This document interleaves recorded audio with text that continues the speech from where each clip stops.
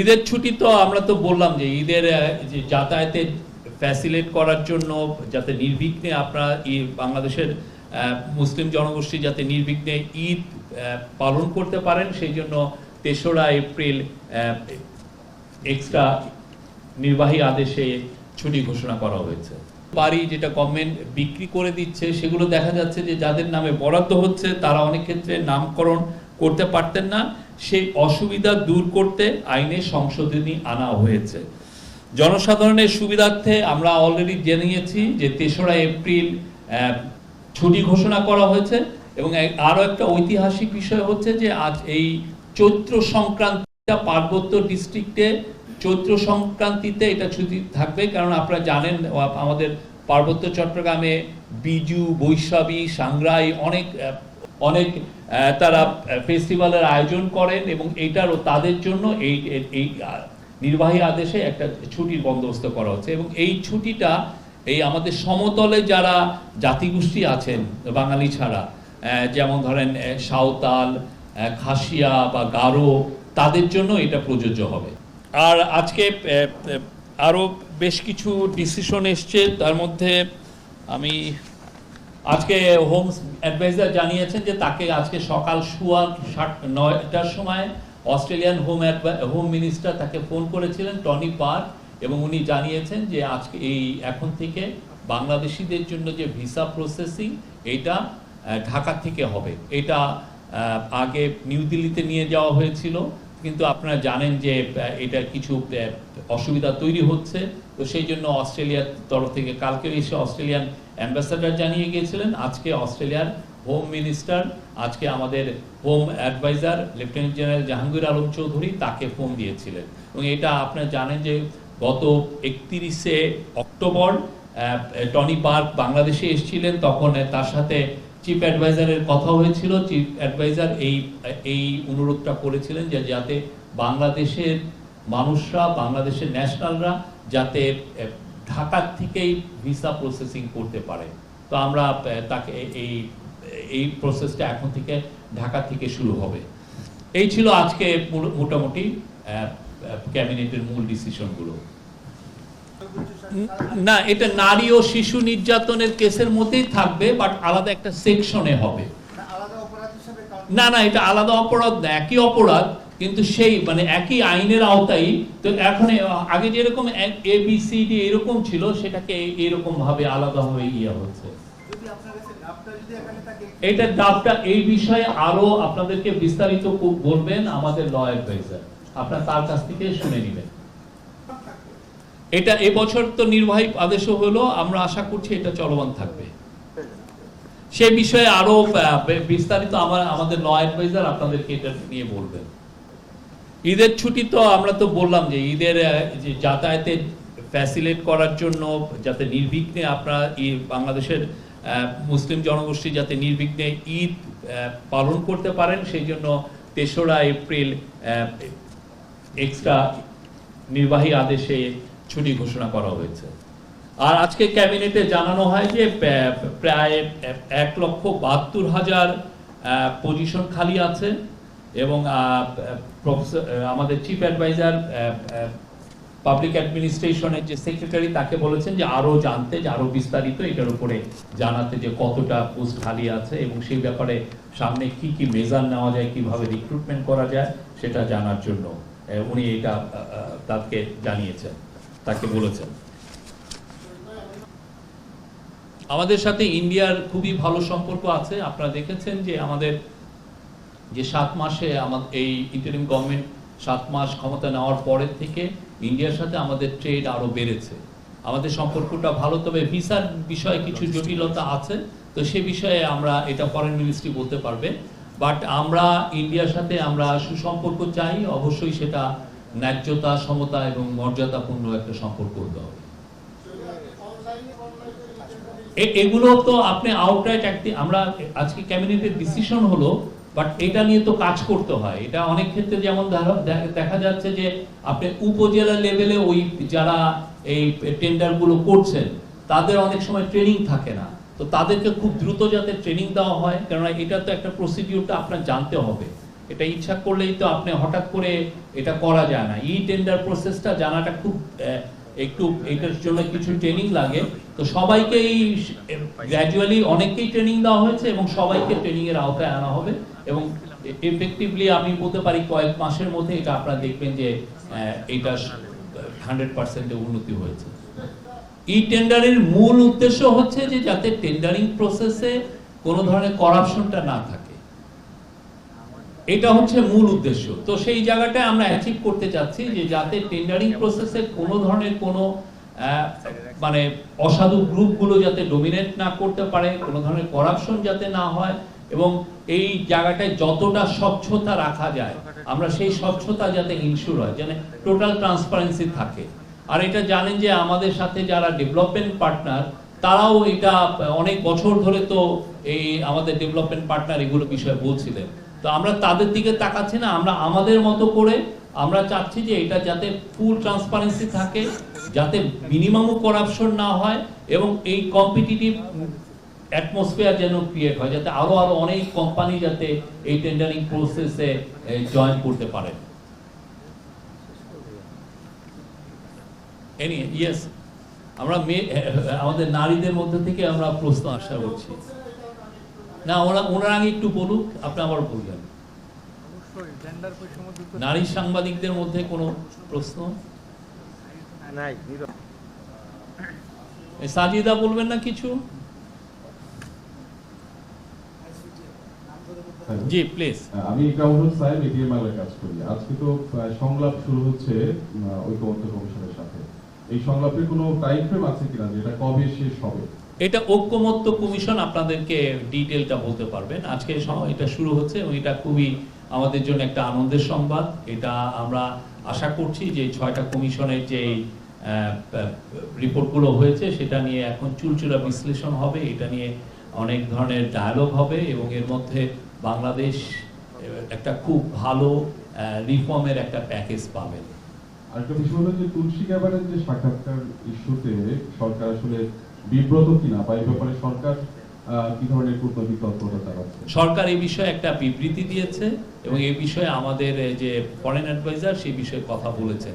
এর বাইরে আমাদের আর নতুন করে কিছু অ্যাড করার নেই। এনিওয়ান ফ্রম নারী সাংবাদিকদের মধ্যে কোনো প্রশ্ন প্লিজ?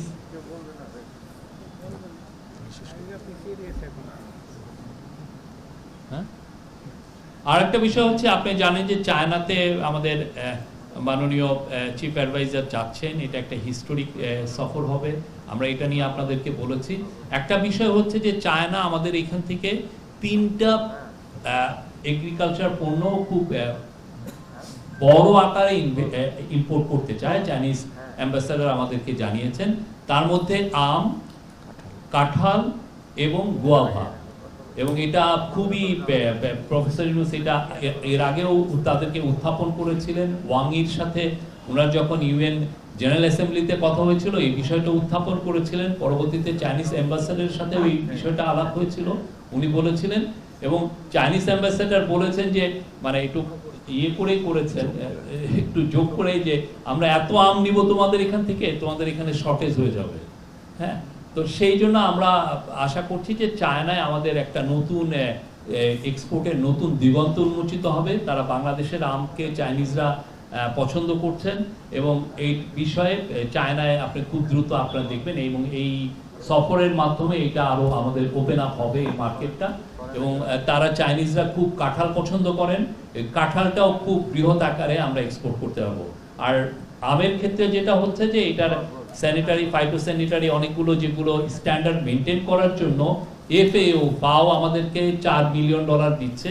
তো সেই অনুযায়ী এগুলো এই ফ্যাসিলিটিগুলো এক্সপোর্টের জন্য কিছু কিছু তো মিনিমাম কিছু স্ট্যান্ডার্ড মেনটেন করতে হয়, সেই মেনটেন করার জন্য ফাও আমাদেরকে কারিগরি সহায়তা এবং অন্যান্য সহায়তা দিচ্ছে।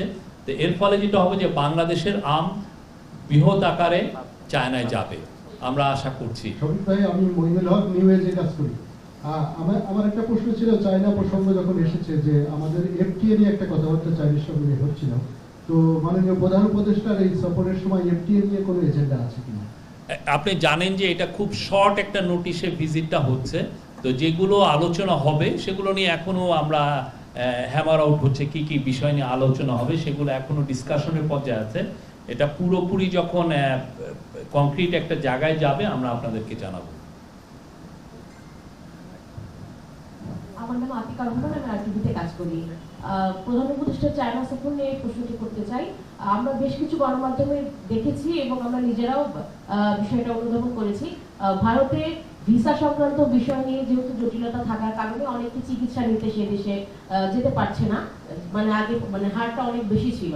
তো এখন অনেকেই চায়নার বিভিন্ন হসপিটালের দিকে ঝুঁকছে। তো মাননীয় প্রধান উপদেষ্টা চায়না সফরে কি হেলথ সংক্রান্ত বিষয় নিয়ে কোনো হসপিটাল? এটা খুবই একটা ওনার টপ প্রায়োরিটি, এই বিষয়টা আলোচনা করার। প্রফেসর ইউনূস আমাদের চিফ অ্যাডভাইজার চাচ্ছেন চাইনিজ যারা হেলথ কোম্পানিগুলো আছে তাদের সাথে কথাবার্তা বলতে, তারা যারা হেলথ চেন হসপিটাল চেন আছেন তাদের সাথে কথা বলতে চাচ্ছেন। একটা তো হচ্ছে যে চায়নায় যে ওইখানে আমাদের যারা অসুস্থ বা যাদের রোগী আমাদের মানুষজন যাচ্ছেন ওইখানে ট্রিটমেন্টের জন্য, এটা একটা ভালো উদ্যোগ। এটা একটা ওরা অলরেডি কুনমিংয়ের 4টা হসপিটালকে ওরা আমাদের জন্য ডেডিকেট করেছে। কিন্তু এর বাইরেও প্রফেসর ইউনূস চাচ্ছেন যে চাইনিজ যত হেলথ কোম্পানিগুলো তাদের হসপিটাল চেইনগুলো যাতে বাংলাদেশে এসে ইনভেস্ট করে। তাহলে হবে কি আমরা আমাদের জাস্ট দৌড়গোড়ায় আমাদের কাছে একদম তাদেরকে আমরা সার্ভিসটা টপ ক্লাস চাইনিজ হসপিটালগুলো খুবই নাম করা, এবং আমরা তাদের সার্ভিসগুলো খুব আমাদের সিটিতে ঢাকাতে বা বড় বড় সিটিতে আমরা এটা পাবো। তো এটার জন্য স্পেশাল একটা এফোর্ট দেওয়া হচ্ছে। আমরা চাই যে চায়নার সাথে আমাদের এক ধরনের হেলথ কেয়ার ইস্যুতে আরও সুদৃঢ় আমাদের সম্পর্কটা হোক। চাইনিজ হেলথ কোম্পানিগুলো, চাইনিজ হেলথ কেয়ার কোম্পানিগুলো যাতে বাংলাদেশে এসে প্রচুর ইনভেস্ট করে, সেটা প্রফেসর ইউনূস এর আগে কয়েক দফা এটা বলেছেন, এবং এইবারের ভিজিটে এটা একটা ওনার টপ একটা প্রায়োরিটিতে থাকবে। শরীফ ভাইয়া, আমি সাজিদা সুইটি এজেন্সিতে কাজ করি। আমাদের আসিয়ার ব্যাপারে একটু জানার আগ্রহ ছিল যে রিপোর্টের ব্যাপারটা ছিল যে 2-1 দিনের মধ্যে আমরা পাবো, এই ব্যাপারে কোনো অগ্রগতি জানানো হয়েছে কিনা? এক আর 2 নম্বর কি বলাৎকারে নতুন সংজ্ঞা তো থাকবে বলেছেন। আমরা এর আগে জানতে পেরেছিলাম যে বলাৎকারকেও ধর্ষণ হিসেবে গণ্য করা হবে, এই ব্যাপারে যদি একটু পরিষ্কার করেন। এই বিষয়টা আপনাকে আমি তো এইখানে যা আমি বলছি আপনাদেরকে, এটাও তো আমি যেটা বলেছি যে ওভারঅল একটা কথা বলছি। এটা নিয়ে আপনার আরো ডিটেলস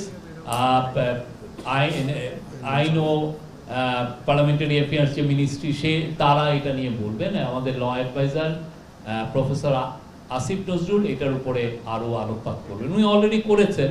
আপনারা আমার মনে হয় মিনিস্ট্রিতে থেকে এটা শুনবেন, এটা কি কি চেঞ্জ এসছে, কি কি ফাইনাল চেঞ্জগুলো হয়েছে, এবং এটা এই পুরো লটা এই জন্যই করা হচ্ছে যাতে বাংলাদেশ নারীদের জন্য একদম নিরাপদ, ওয়ার্ল্ডের একটা ওয়ান অফ দ্য মোস্ট নিরাপদ যাতে দেশ হয়। এটা হচ্ছে মানে কোনো ধরনের কোনো আর যে কোনো রেপ কেস যাতে খুব দ্রুত এটা আমরা ট্রায়াল করতে পারি, এবং এটা খুব দ্রুত যেন এটার ভার্ডিক্ট পুরো ডেলিভার করা যায়। শরীফ ভাই, আমি মোস্তফা মল্লিক, চ্যানেল আইতে। আবার চায়না প্রসঙ্গে আসি। চায়নার যে পেশেন্ট এবং ডক্টর যারা গিয়েছিল প্রতিনিধি দলে আমিও ছিলাম, এবং 4টা হসপিটালেই গিয়েছিলাম। তো সেখানের হাসপাতাল কর্তৃপক্ষ, আপনি একটি ইঙ্গিত দিয়েছেন, হাসপাতাল কর্তৃপক্ষের আমি ইন্টারভিউ নিয়েছিলাম, তারা বলেছিল যে খুব শীঘ্রই একটা বড় ধরনের প্রজেক্টে বাংলাদেশের সঙ্গে তারা অ্যাড হচ্ছে। সেখানে হচ্ছে যে বাংলাদেশি একটা হসপিটাল হবে যেখানে চায়না ইয়ে করবে, কারণ এবং বিমান ভাড়াটাও অনেক বেশি। তারা বলছে যে পেশেন্ট বাড়লে বিমান ভাড়া কমে যাবে। আর দোভাষীর একটা সমস্যা তারাও বলেছে, এখানে একটা ভাষাগত সমস্যা আছে। এই বিষয়টি নিয়ে আসলে আপনার কাছে কি তথ্য আছে? এখন ব্যাপারটা হচ্ছে কি যে যদি দোভাষীর সমস্যা থাকে, কোন সবকিছুই বাংলাদেশের 50,000 বাংলাদেশি এখন চায়নাতে পড়ালেখা করছে। তো আমার মনে হয় না যে দোভাষীর সমস্যাটা একটা বড় ইস্যু হবে। ওরা যে কেউ বাংলাদেশিরা ওইখানে যে যারা পড়ছেন তাদের মধ্যে থেকে অনেকে দুভাষী হিসাবে ইউজ করতে পারবেন। আর একটা হচ্ছে যে চায়নার মানে চায়না যে তার হসপিটালগুলোকে আমাদের জন্য ওপেন আপ করেছে, ইটস এ বিগ নিউজ আমাদের জন্য। কারণ চায়নার যে হেলথ কেয়ার এটা খুবই ওয়ার্ল্ড স্ট্যান্ডার্ড, ওয়ার্ল্ডের খুবই নাম করা। ওদের যে সমস্ত হেলথ কেয়ার টেকনোলজি আছে এটা সত্যিকার অর্থে অনেক উন্নত দেশেও কিছু কিছু জায়গায় হয়তোবা নাই।